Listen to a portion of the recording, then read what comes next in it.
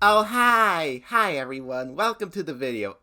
This is usually the part where SMP has, like, some sort of funny, hilariously anime skit, but unfortunately he couldn't make his own opening skit because... Come on! No! Why can't I? No! Yeah, so he asked me to do it. Hope you all enjoy.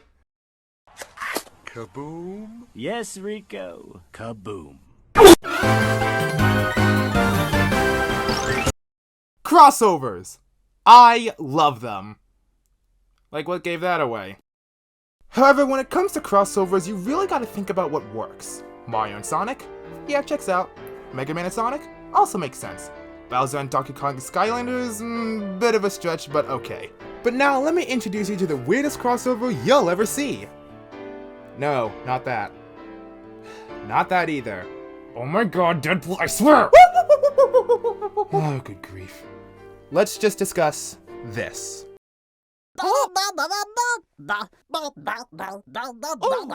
This happened. It happened, and we all let it happen. We all just kind of accepted this. Even Nintendo, I legit want to know how Miyamoto allowed this game to happen. Alright, so here we are here. We take our minion things, put them with Mario, and have him have guns. It is acceptable. Now, at this point, you should probably know I like Mario, but like, who doesn't?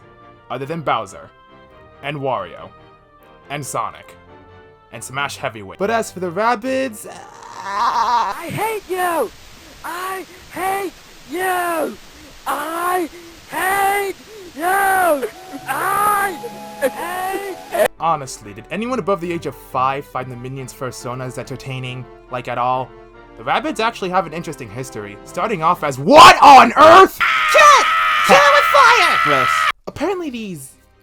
things were originally the antagonists of the game Rayman Raving Rabbids, being said as once peaceful creatures in Rayman's world that had gradually been bullied by other creatures, therefore going bad and taking out their pain on the entire world.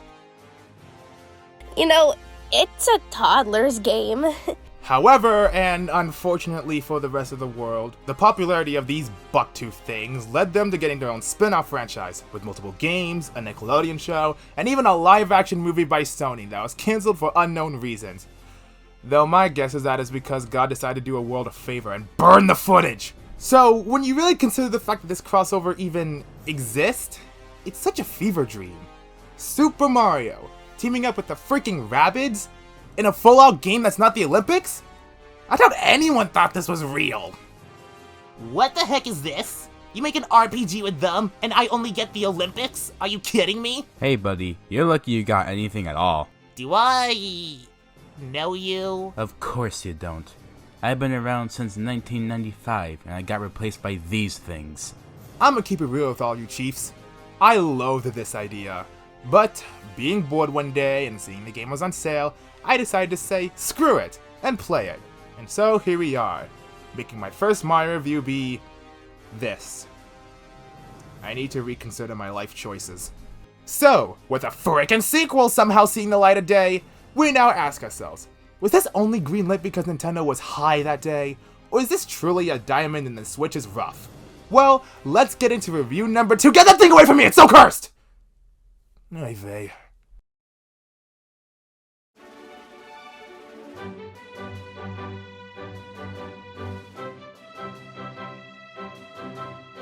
Now, just like every other Mario and/or Rabbids game, this has a very straightforward plot.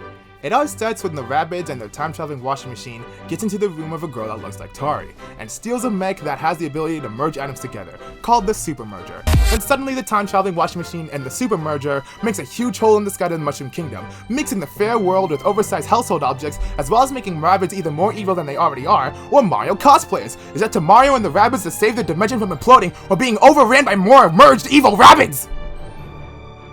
It's a stereotypical Super Mario plot. With it, we have the character that's taking advantage of what's happening to the world, Bowser Jr., who is trying to use the Rabbid with the Super Merger, who he names Spawny. That's a stupid name! Dumber than yours, hybrid. Bowser Jr. wants to use Spawny to take over the Mushroom Kingdom, and impress Bowser, who I guess is in Altafino, leaving his kid behind. Still a better dad than Peter Griffin. Hi, Dad. I'ma be real with all of you again.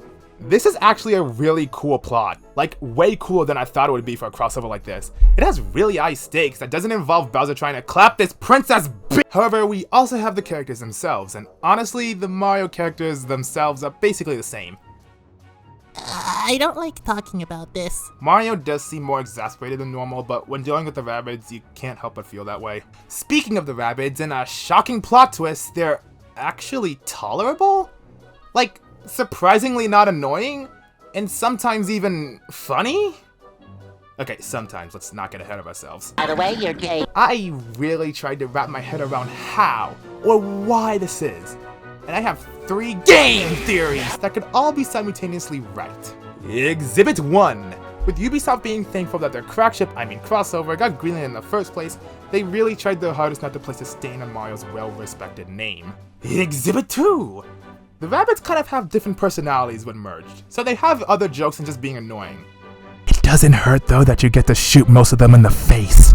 Exhibit 3, and probably the most important, they have a foil. Let me explain. Characters like these need a foil to work off. The minions don't work without Gru, and the Rabbids don't work without a straight man to balance them out. And with the focus being more on being a love letter to Mario, the Rabbids are actually being comic relief instead of comic gunpoint. Plus, we have this talking Roomba called Beepo, who is such a gosh darn mood. He is so done with this nonsense, and I love him. Also, he's the first Mario character to swear in a game. That helps. Language. Anyways, there are a ton of enemy and boss Rabbids, like DK Rabbid, who needs to stop skipping leg day. And no, the DLC of this game does not count for the purposes of this review.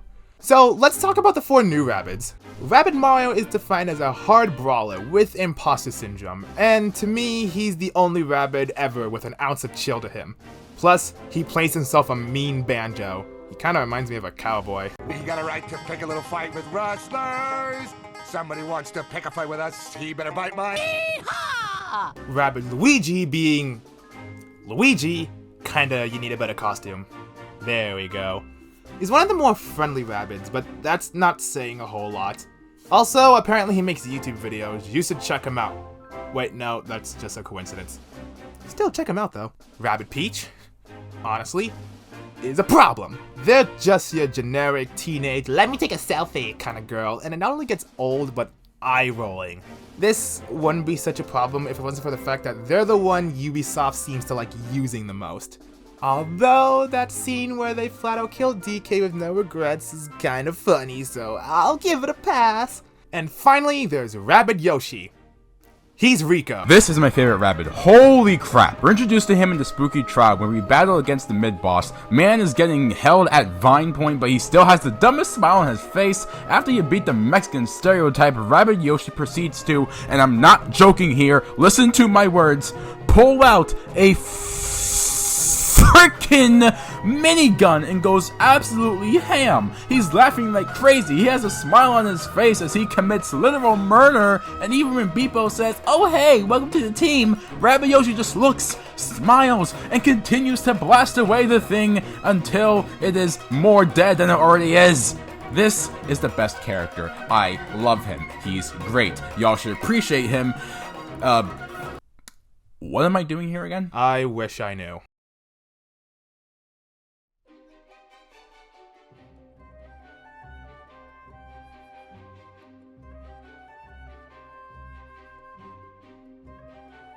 Mario has a gun. Game bad. Now, I'm just kidding. Kinda.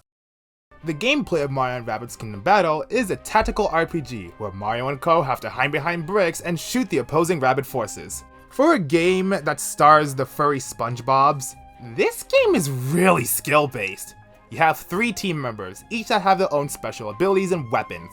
For example, Rabbid Mario specializes in having a huge blast radius. Good night, everybody. Peach can heal, and my boy Luigi is a sniper! Another thing that the game does is having the Mario character specialize in jump attacks, like having Mario have a stomp or Luigi having a double jump. But the Rabbids have slide-based moves, like Rabbid Mario blowing people up on impact. Do you want to explode? In addition to most characters having special moves, they also have secondary weapons and secondary special moves. Mario, for example, has his classic bonk weapon, Rabbid Luigi has a rocket launcher. And all the Mario characters have one of the best things known to man. Hero Sight.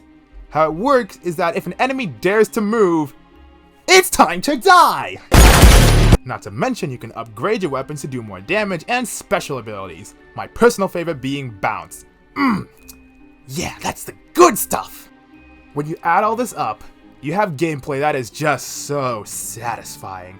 The combos you can do with the characters, the upgrades, the spells, and so much more. It's just all so dang rewarding, and the feeling you get pulling them off is better than playing sports. It just all comes together for a top tier experience of satisfaction, and even when the game gets harder, which trust me, it gets pretty freaking hard, it just becomes all the more satisfying. The types of minion Rabbids get harder and harder as time goes on too. They even get stronger in new forms. My leg is a piano! However, I do have a personal thing against the peekaboos. They suck.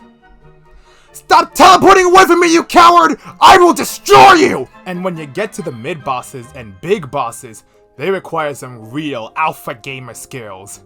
And dang is it rewarding when you finally beat them. Is it flawless? No. A pet peeve I have with the game is that you have to have Mario on your team. You have to! It's the law! Also, at least one of the two other party members has to be a rabbit. You can't have 3 Mario characters, but you can have 2 Rabbids, because, of course. This limitation on your party kinda does grind my gears a bit. Plus, there is the big boss of the snow world, and at this point, you're halfway through the game, you have a set team. But no! Olaf the Steroidzilla takes one of your team members, and now you have to play as Peach! You have to! But you don't have to do that when you're saving Luigi, because his role in these games is to suffer! But my actual complaints would mostly come from some of the actual missions and puzzles in the hub worlds. Some of the puzzles are fine, but others are so frickin' frustrating. And there's one particular mission that annoys me, and that's Escort Toad. These missions suck! Mostly because Toad himself can't do anything, and he's so slow, and can't even move anywhere because of his stubby legs, and you're just at his mercy. Oh, but he can move fast in 3D World just fine!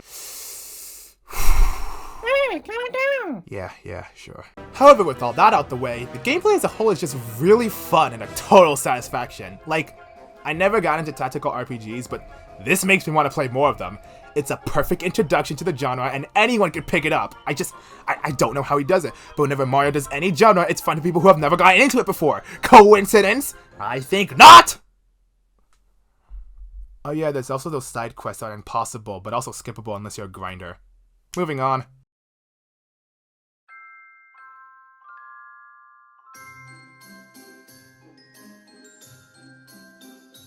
The soundtrack slaps harder than Will Smith does. And I ain't exaggerating. This is fully due to Grant Kirkhope, who composed the soundtrack, and dang is it a bop. One of the best songs is when this Phantom Rabbit writes a full diss track on Mario. And I'd play it if YouTube wasn't strangling us all. Speaking of, this game sure does have comedy. And it's alright. Some of the jokes are actually kind of funny, get a chuckle out of me. Roomba is still such a mood and I love him. Language! But then there's the usual Rabbid stuff, which is honestly a lot less than your average Rabbid game, and it's a lot more subtle, so it's okay. Though, why is it that every female Rabbid wants to do the Mario? You can't make fun of me anymore! On to the visuals, and it's really creative. The way they mash the Mushroom Kingdom with oversized appliances is so amazing, and I always like looking at what's going on in the background. My personal favorite is when we get to World 4. It's just so cool looking, and there's so many things to look at, and it's great. The models, to be honest, they're fine. But it's just really hard to make the Rabbids look appealing at all. But yeah, this game as a whole bleeds creativity in the visual department, and you can tell how bad they wanted to give a love letter to Mario.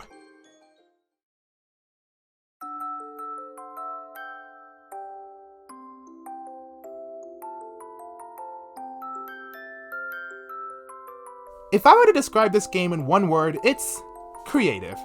They take the Mario IP and do some pretty fun things with it in every category, from the high-stakes adventure, to the rabbit shooting gameplay, to the visuals and music, as well as so many references to Mario's history in the weapons, background, and even bosses.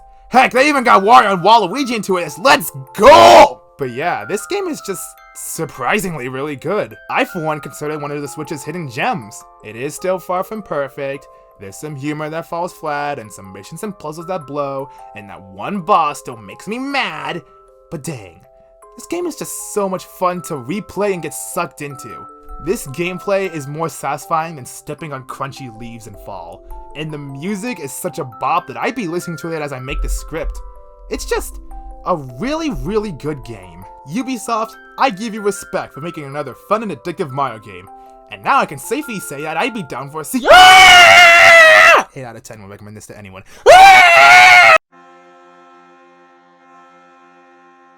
This is the song that runs under the credits. These are the credits, so this is where it goes. Has nothing to do with what I made, so we say, hey, hey, hey, hey, hey, hey, hey.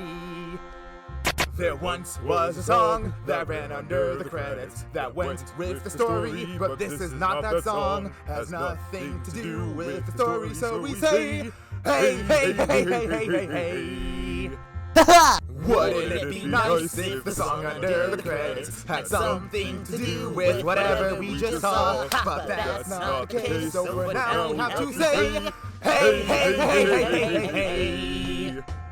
There should be a rule that the song under the credits remotely pertains to the picture's basic plot. That rule has not been made, so for now we have to say, hey, hey, hey, hey, hey, hey, hey. Everybody now! Hey, hey, hey, hey, hey, hey, hey, hey, hey, hey, hey, hey, hey,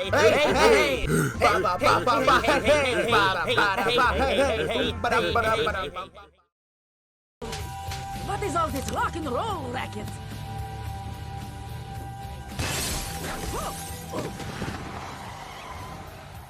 Is she dead? No.